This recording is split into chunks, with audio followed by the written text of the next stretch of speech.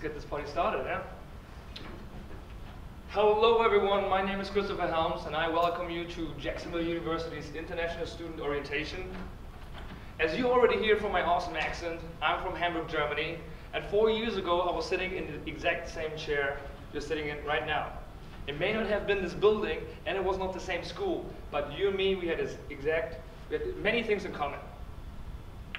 What I can remember from that time was that everything was kind of unclear to me, okay? I knew my name, I knew where I was living, I knew what I was supposed to do today or the day after tomorrow, but everything else was kind of a blur to me. So I was asking myself, why was it like that? What was the state of mind I'm in? And I realized it was called a shock. Why was I in a shock right now? I realized that I just left my friends and family behind, traveled thousands and thousands of miles over the ocean to approach a new country, and with that, a new culture. And so ultimately, what I was experiencing was not only a shock, it was a culture shock.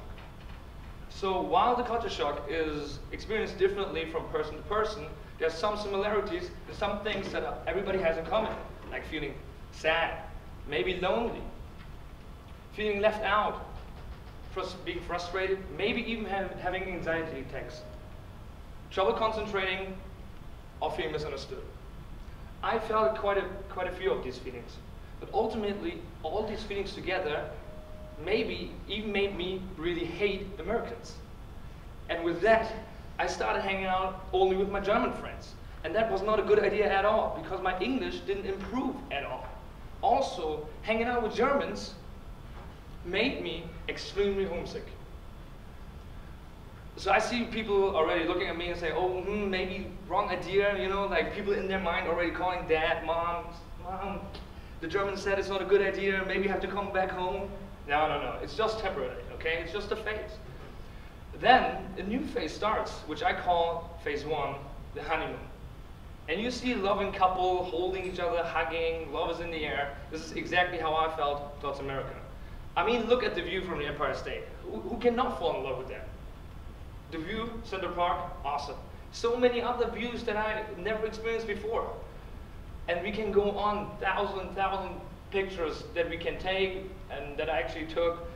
I talked to my mom, called her and said, Mom, remember this beautiful resort we went to with the family on vacation a couple of years ago? It was too expensive, we couldn't even afford it, but it was the vacation of our lives. With the palm trees and the beach, this is where I'm studying right now. This is where I go to school. But we all know that all good things come to an end, and so did the honeymoon. Next phase was the what am I doing here phase. Everything was like a question mark to me all of a sudden. I really felt like this little fella. I felt like a baby again. I didn't know how to express myself. The easiest words didn't come to my mind, like what, a chair, a table? I couldn't express myself, and I felt dumb. Really tough time was that for me because, you know, I'm not the tallest guy. As a matter of fact, the people in the back row can't even really see me right now. I was never the smartest guy, but I had one thing going for me. I was kind of funny. And I was kind of funny because of the words I was using. This is why people liked me. So I talked to my mom and said, Mom, I don't want to change. I want to be the same person that I am in Germany.